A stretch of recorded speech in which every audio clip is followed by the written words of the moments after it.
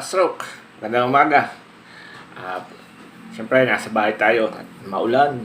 Kaya hindi ako mag-vlog sa labas at para pakita sa inyo ang exercise natin. Lagi namang exercise lang ang ginagawa doon.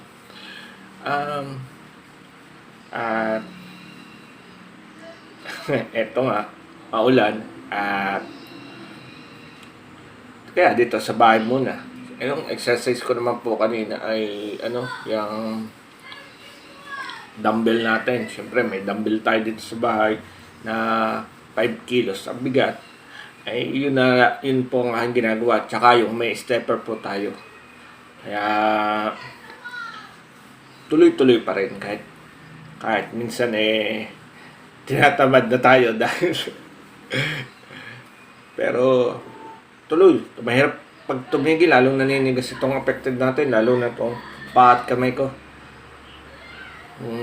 Pagka napatagal lang masyadong higa at saka masyadong nakaupo, talagang tsaka ay masyado siyang naninigas po ang aking affected. So, ang gagawin ko po ngayon ay magbi-BP po ako dahil kailangan ko yung lagi kung tine-check ang ating BP para sa ating mga maintenance. Hindi, dahil sa totoo pinatigil na ako sa maintenance sa blood pressure. Kaso, kailangan kong laging titingnan ang aking BP. In case na tumaas siya, makakainom ako ng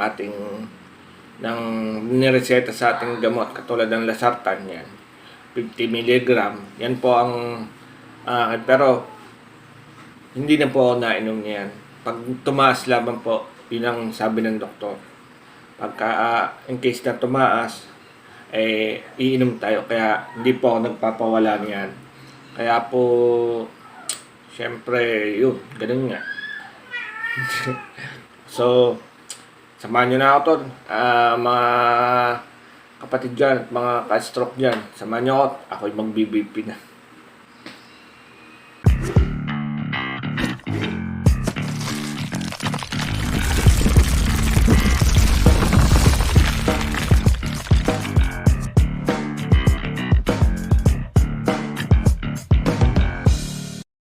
Tara na, mga stroke. BP time!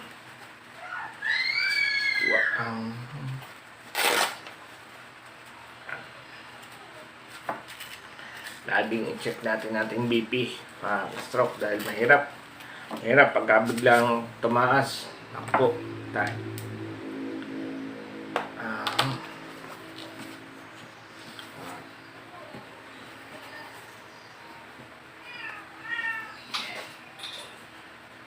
Mahirap pa po itong ating kanang kamay, kaya pero siya nagagamit ko na.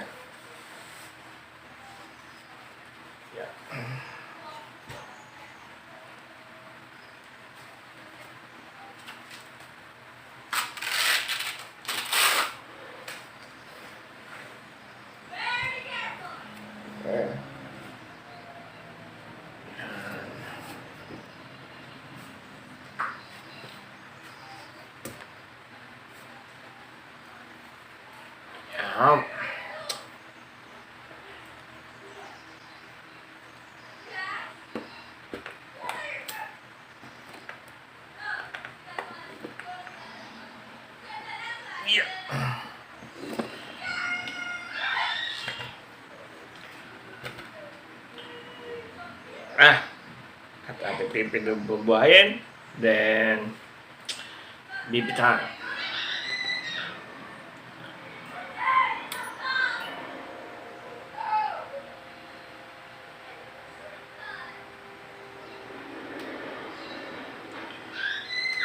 Araw-araw po tayo nang titingin stroke, kahit mahirap kasi pagka hindi natin tingnan, baka malingat tayo ay mataas na pala ang ating BP, stroke na ulit tayo. Kaya lagi nating check ang ating BP. Kahit na tayo nasa laging nasa mababa na ating dugo at hindi na nataas, kailangan pa rin natin. Yan, 94/78 mga ka-stroke. Pakita ko po sa inyo. Ang BP ko po ay 94/78. Bale, siya ay nasa 90/80. Medyo mababa pa ang ating mababa, pero goods na yun. Hindi na po natas kasi ang dugo, kaya normal na. Kaya medyo mabababa dahil hindi tayo nag-exercise na pag-walking, hindi siya maabot ng 100. Pero ayos na yan.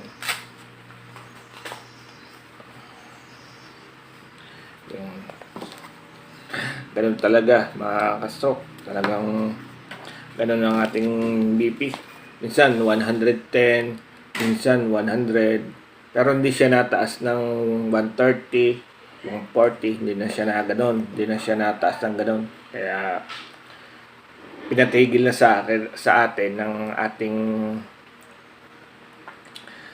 ating neuro na wag na tayong minom ng maintenance ng ating high blood.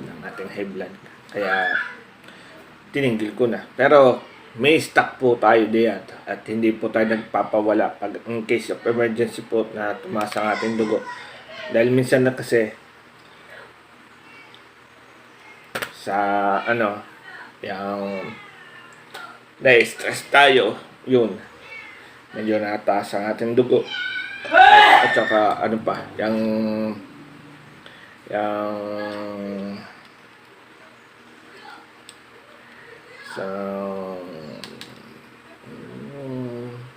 pagpuyat, lalo na po pagkada po. Hindi, minsan kasi 10 o'clock na nakatulog, kaya bago maagang gising, ganun, nataas po pagka ganun. Kaya kailangan kong isakto lagi ang ating tulog, tamang oras, tamang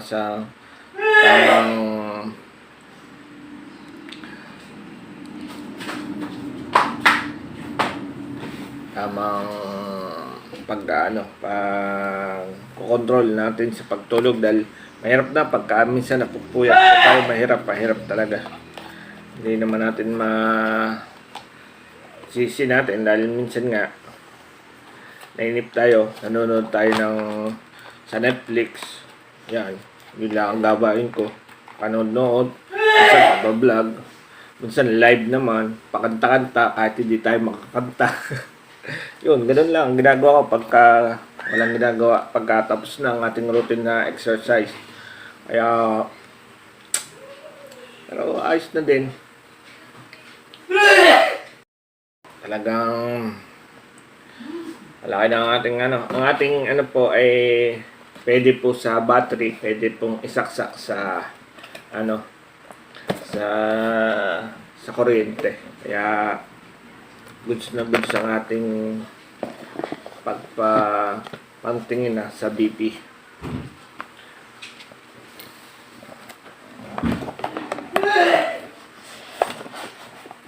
Hachu. Ay naman po, nababahing. Yan, tapos na. So, paano mga ka-stroke? Kapag BP na tayo, tapos na natin gagawin. Kaya bukas, minute na, ay sa park naman tayo pupunta, mga ka-stroke.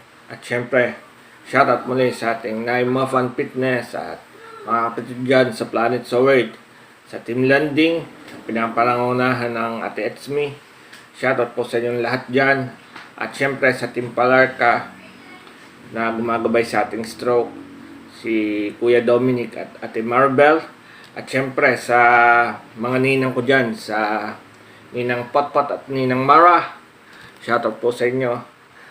Salamat po talaga sa inyong mga tulong na binibigay. Salamat po, Ninang Mara at saka Ninang Potpot. At so paano mga stroke, hanggang dito na lang uli. Bye-bye. I love you all, mga kapatid. At sa susunod na vlog ay baka tayo na makapunta na ulit sa park. So, bye-bye na po. Bye-bye.